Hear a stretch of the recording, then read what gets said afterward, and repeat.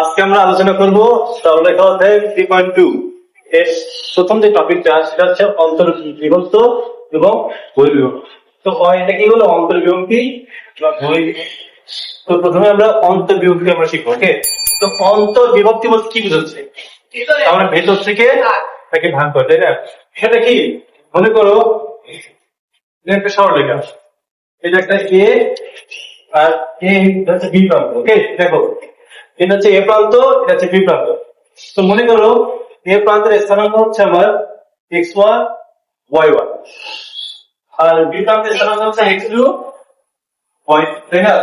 তো মনে করো এবি এর মধ্যে, এবি সরলরেখার মধ্যে যে কোনো একটা বিন্দু, যে কোনো জায়গায় মনে করো আমরা এখানে সি বিন্দু। এখন এই সি বিন্দুটা এবি কে কোন অনুপাতে ভাগ করলো, অর্থাৎ তোমরা সি বিন্দুটা এবি কে এইটুর কত অংশ এবং এইটুর কত অনুপাতে ভাগ করলো। আচ্ছা, অনুপাত বলতে তো আমরা বুঝি, তাই না? একটা থেকে আরেকটা কত গুণ বেশি। তো বিষয়টা এমন হতে পারে যে বিসিটা কি বড় না, বিসিটা কি ছোট না, এমন হতে পারে যে এসি অংশটা বিসি অংশটাতে কত গুণ বেশি। এটা যদি আমরা নির্ণয় করতে যাই, তো আমরা ধরলাম যে সি বিন্দুর স্থানাঙ্ক x, y, আর সি বিন্দুটা এবি কে m অনুপাতে ভাগ করবো। ওকে, তার মানে আমার k2 কত, a1 আর a2 কত, m। ওকে, তাহলে বিষয়টা হচ্ছে প্রশ্নটা প্রথমে এমন হতে পারে যে একটা সরলরেখার দুই প্রান্তের স্থানাঙ্ক দেওয়া আছে এবং এবি সরলরেখার মধ্যবর্তী বা যে কোনো একটা বিন্দু এবি সরলরেখাকে m2 অনুপাতে ভাগ করছে, তাহলে সি বিন্দুর স্থানাঙ্ক কত? আবার সমান প্রশ্নটা এমন হতে পারে যে এবি সরলরেখার দুই প্রান্তের স্থানাঙ্ক দেওয়া আছে, সি বিন্দুটা এবিটাকে আচ্ছা সি একটা বিন্দু, এবিটাকে 3,1 বিন্দুতে অবস্থিত, তাহলে সি বিন্দুটা এবি কে কোন অনুপাতে ভাগ করবে? বুঝতে পারছো? তো এটা কিন্তু কোশ্চেন কিন্তু তোমার মানে যে কোনো ভাবে হতে পারে। আমরা যখন অঙ্কগুলো করবো তখন বুঝবো। ওকে, তাহলে দেখো, তাহলে যদি এমন হয় যে সি একটা বিন্দু এবি সরলরেখাকে m1 অনুপাতে ভাগ করে, তাহলে সি বিন্দুর স্থানাঙ্ক x হয়, তাহলে আমরা x ইকুয়াল জানবো x। আচ্ছা, প্রথমে আমরা এটা কি m1 না, তো প্রথমে যদি আমরা m1 নেই, আমরা কি x এর মান বের করতেছি না, আমরা m1 নিলে আমরা নেব x2, তাহলে m1 x2। ওকে, প্লাস আমরা যখন এই পাশে m2 নেব তখন কোনটা নেব, x1, তাই না? আর নিচে m1 প্লাস, বুঝতে পারছো? আবার মনে করে এখন y এর মান একদম সেম। চলো আমরা যদি এখানে প্রথমে m1 নেই, y প্লাস m2 নিলে y আর নিচে কত m1 প্লাস, বুঝতে পারছো? তাহলে আমরা একটা অঙ্ক করি। আচ্ছা, এখন আমার এবি একটা সরলরেখা, ওকে, এবি সরলরেখা, এ বিন্দুর স্থানাঙ্ক কত, এ বিন্দুর স্থানাঙ্ক কত 1,2, বি বিন্দুর স্থানাঙ্ক কত 3,6, তাই না?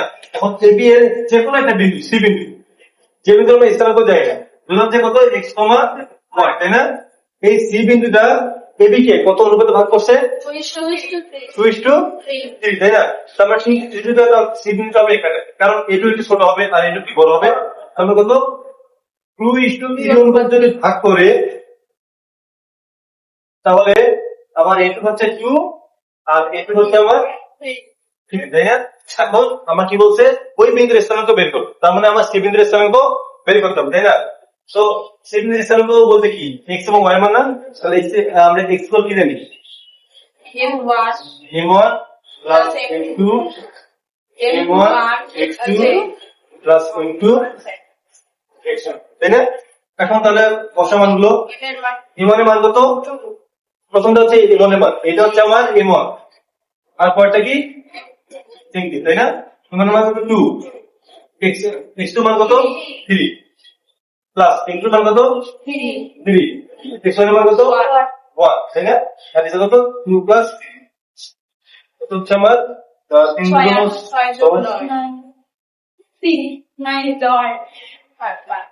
হচ্ছে আমার 5, তাই না? এটা আমরা x এর মান বের করলাম। এখন আমরা y মানটা বের করি। y ইকুয়াল কত? m1 y2 plus y1 m1 plus তুমি কি বুঝতেছো? বুঝতেছো অঙ্কগুলো?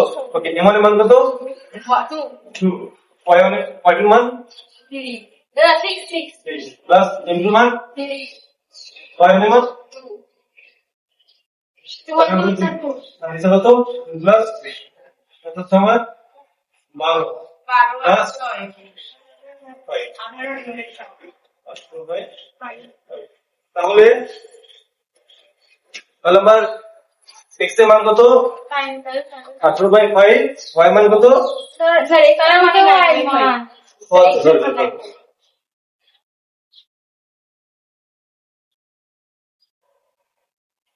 কত 9/5 আর y মান 18/5 ঠিক বুঝতে পারছেন বই বিভক্তি বলতে আমরা কি বুঝি যে বাইরে থেকে একটা বিন্দু ওই সরলরেখাকে কি অনুপাতে ভাগ করছে ওকে অন্তর্বিভক্তি বা বহির্বিভক্তি আমি যেটা বললে কেন অনুপাতের অনুপাত অর্থাৎ কার থেকে কে কত গুণ বড় ওকে আচ্ছা মনে করো আমরা হচ্ছে এই একটা সরলরেখা ওকে same x1 y1 x2 y2 তাই না এখন বই বিভক্তি বলতে বোঝাচ্ছে বাইরে কোন একটা বিন্দু তাই না তো মনে করো আমার সি একটা বিন্দু ওকে যে বিন্দুর স্থানাঙ্ক আমরা জানি না প্রশ্নটা এমনই হবে যে আমরা বাইরে একটা বিন্দু যে বিন্দুর স্থানাঙ্ক আমরা জানি ধরুন মধ্যে x, y অন্তর্বিভক্তির মতো তাহলে বই বিভক্তি বলতে বোঝাচ্ছে যে একটা সরলরেখা থেকে বাইরের একটা বিন্দু ওই বিন্দুটা এই যে সরলরেখাটা আছে এই সরলরেখাটা প্রথম বিন্দু থেকে ওই বিন্দুর দূরত্ব এবং দ্বিতীয় বিন্দু থেকে ওই বিন্দুর দূরত্বের অনুপাতকেই বহির্বিভক্তি বুঝতে পারছো তাহলে আমি যদি বহির্বিভক্তি আই ইস্যু টু যদি বলি তাহলে তোমাকে বুঝতে হবে যে বহির্বিভক্তি 5:2 বলতে হবে যে এ থেকে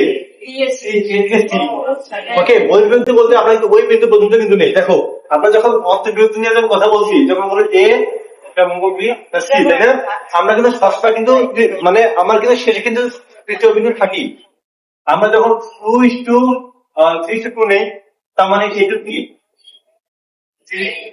আর এইটুকু কি আমাদের কিন্তু দিন শেষে কিন্তু এই সি বিন্দুটা কিন্তু কাজে লাগি ওকে ঠিক তেমনই অন্তর্বিভক্তির ক্ষেত্রে সরি বহির্বিভক্তির ক্ষেত্রে সি বিন্দুটা বাইরে থাকবে তাহলে কি আমরা ওকে বাদ দেবো তার মানে আমরা যদি ওটাকে কাউন্ট করতে চাই আমাকে প্রথম বিন্দু থেকে সি বিন্দু পর্যন্ত একটা দূরত্ব নিতে হবে আর দ্বিতীয় বিন্দু থেকে দুই বিন্দু পর্যন্ত একটা দূরত্ব আমাকে দিতে হবে ওকে তাহলে বহির্বিভক্তি বলতে আমরা মূলত যেটা বুঝি যে আমাদের নির্দিষ্ট সরলরেখা থাকবে এবং সরলরেখার বাইরে একটা বিন্দু থাকবে ওকে ওই বিন্দুতে প্রথম সরলরেখার প্রথম প্রান্ত থেকে ওই বিন্দুর দূরত্ব এবং দ্বিতীয় বিন্দু থেকে ওই বিন্দুর দূরত্বের অনুপাতকে বা কি অনুপাতে ভাগ করে ওটাকে বলে আমরা বহির্বিভক্তি বুঝতে পারছো এখানে সূত্রটা অন্তর্বিভক্তির মতোই বা একটু সূত্র পাবো আচ্ছা এখানে আটটা যে তোমরা মনে রাখবা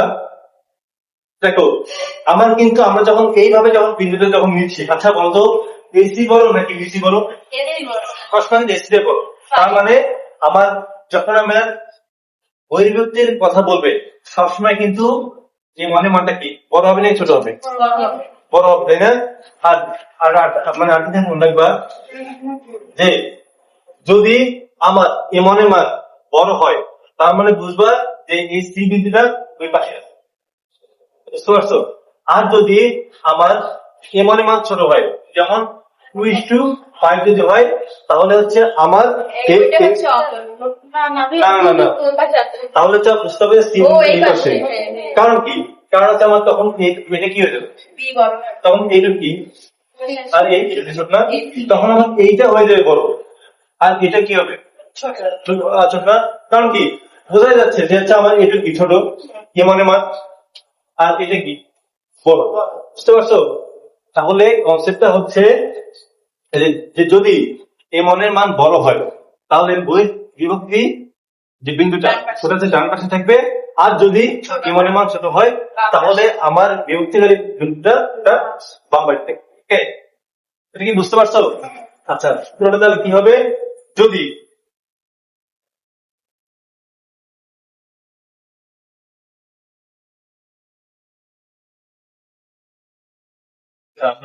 আছে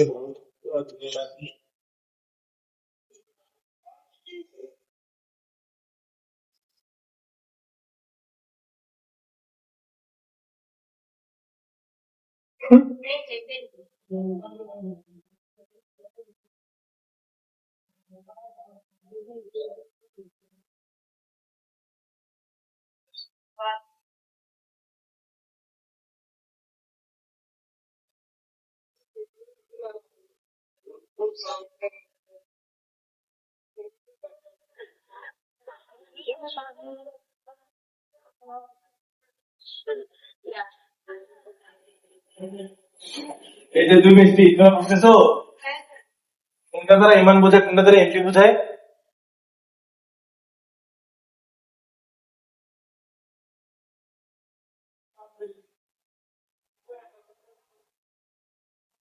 যেহেতু ইমনের মানটা সবসময় বলো কারণ হচ্ছে ইমন এক্স টু একই ইমন এক্স টু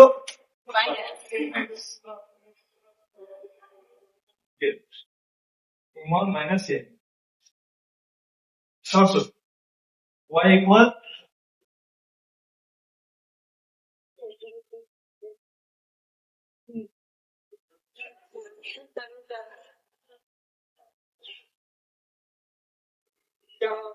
সুপারস।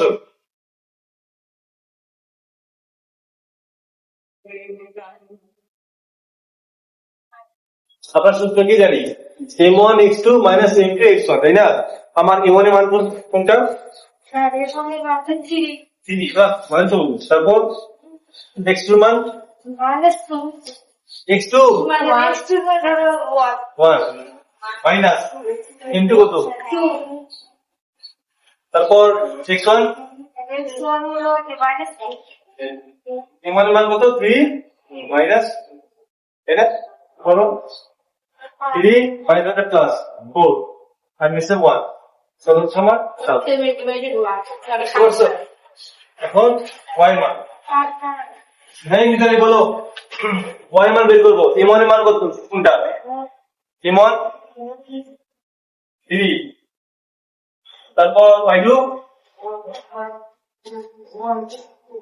টু মাইনাস ইমন ও sorry M two two Y one three, তাই না? ওয়াই কত three minus six minus six, তাহলে আমরা সিভিলে কত পাচ্ছি? এক্স মান কত পাইছি? বুঝতে পারছো এটাই।